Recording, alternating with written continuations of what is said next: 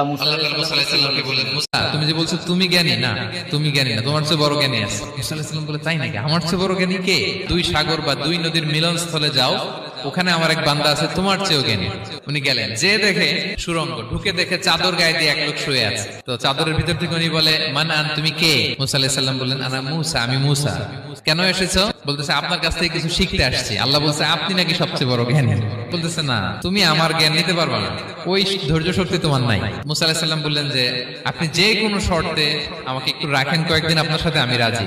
অবশেষে খিদির আলাইহিস সালাম রাজি হলেন। বললেন, শর্ত হচ্ছে আমি যাই করি আর না করি আমাকে কোনো প্রশ্ন করা যাবে না। মুসা আলাইহিস সালাম বললেন, ওকে। সফর শুরু হলো। সামনে নদী, এক লোক তাদের নৌকা দিয়ে নদী পার করাই দিল। নদী পারাপারের পর খিজির আলাইহিস সালাম লাঠি দিয়ে নৌকার তলাটা ছিদ্র করে দিলেন।